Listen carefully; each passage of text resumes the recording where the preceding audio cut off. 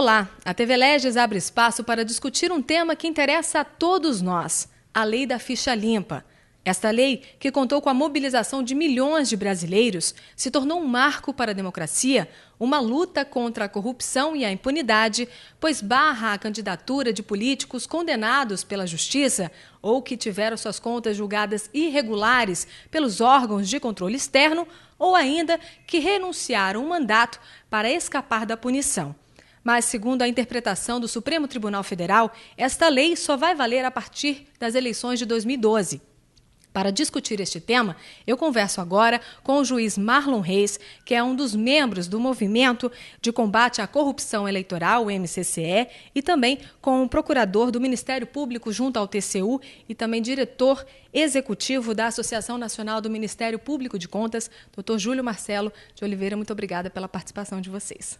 Dr. Marlon, como o senhor avalia a iniciativa popular que resultou na Lei da Ficha Limpa? Foi um grande sucesso. Um grande êxito de mobilização e acredito que dentro de uma nova perspectiva de organização social.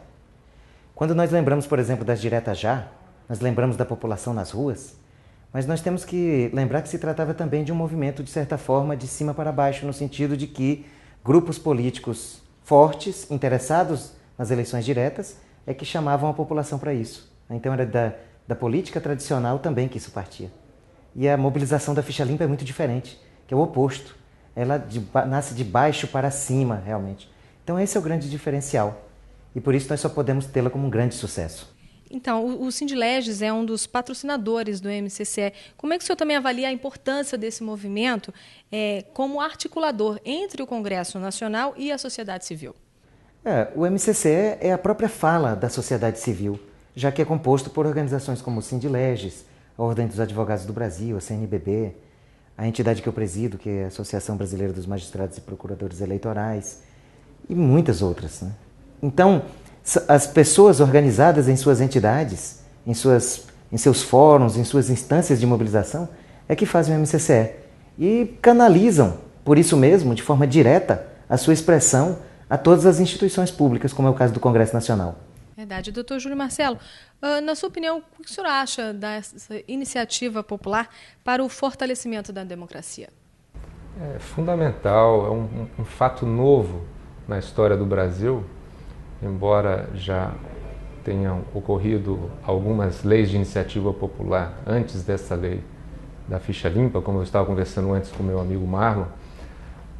Essa lei teve uma mobilização, um apelo popular e uma repercussão social que, a meu ver, inaugurou uma nova era de mobilização das entidades para discutir estabelecimento de padrões legais no Congresso Nacional, especialmente em relação ao tema eleitoral, porque a sociedade, a meu ver, acordou e está a exigir um novo padrão de comportamento ético dos políticos.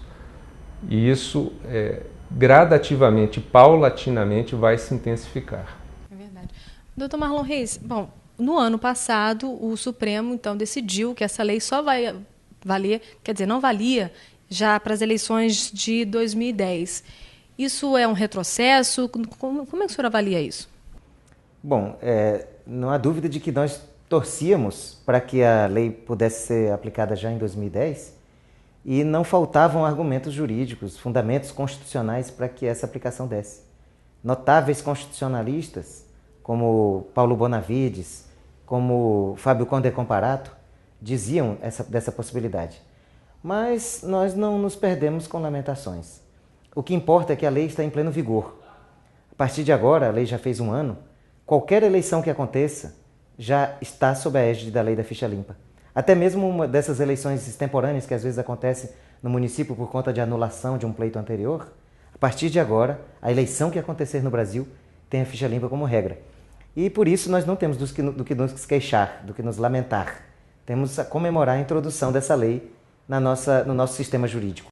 Vamos falar um pouquinho agora sobre a ação declaratória de constitucionalidade que a OAB ajuizou no Supremo Tribunal Federal. Qual o objetivo exatamente dessa ação? Bom, a lei da Ficha Limpa deixou alguns temas pendentes. Sobre todos eles nós temos uma clareza muito grande de qual a interpretação a ser dada.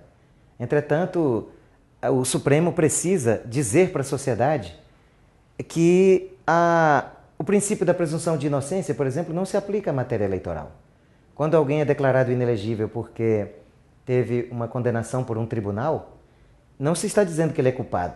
O que se está dizendo apenas é que essa pessoa não deve ser candidata, por um critério estabelecido em lei.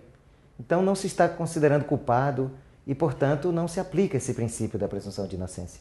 É isso que nós esperamos do Supremo com essa declaratória de constitucionalidade, que tire as dúvidas de vez da sociedade brasileira sobre a constitucionalidade dessa lei e principalmente sobre a sua introdução efetiva no ordenamento jurídico.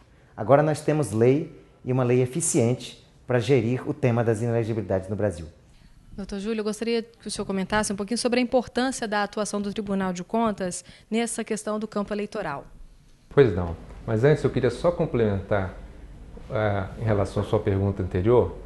Embora o Supremo tenha dito que só valerá a partir das futuras eleições, a partir de 2012, essa lei produziu efeitos concretos, práticos nas eleições de 2010, porque vários candidatos impugnados, porque enquadrados na lei de ficha limpa, tiveram percalços eleitorais no caminho, alguns retiraram suas candidaturas, alguns perderam a eleição porque o selo de ficha suja que a sociedade colou neles pegou. A sociedade abraçou o conceito de ficha limpa. Bom, o Tribunal de Contas, a influência que os tribunais de contas têm no processo eleitoral, diz com os efeitos das contas julgadas irregulares. Quando um gestor tem contas julgadas irregulares, a Lei Complementar 64 já previa isso, e com a redação que foi dada pela Lei de Ficha Limpa, isso também foi confirmado e foi intensificado. Esses gestores são considerados inelegíveis. A inelegibilidade é declarada pela Justiça Eleitoral. Cabe aos tribunais de contas apenas preparar a relação daqueles gestores cujas contas foram rejeitadas. A lei fala em irregularidade insanável, que configure ato doloso de improbidade administrativa. O tribunal, então, aqueles que tiveram contas irregulares, o tribunal prepara uma lista e encaminha. Nos 8 anos anteriores à eleição, encaminha para os tribunais eleitorais. E os tribunais, então, lá julgando as impugnações que são feitas aos candidatos, avalia, então, se aquela pessoa que consta da lista realmente será elegível ou inelegível para o pleito. E em 2010, quantos gestores constaram nessa lista? A lista que o tribunal enviou para o TSE continha mais de 8.300 gestores. É um contingente bastante grande e é muito importante para as eleições do ano que vem, porque 80% desses integrantes dessa lista são da esfera municipal. Com certeza. Bom, no TV Leges faz um rápido intervalo e agora para comentar no próximo bloco a respeito do projeto de lei complementar que vai propor algumas alterações na lei da ficha limpa. Eu volto já já.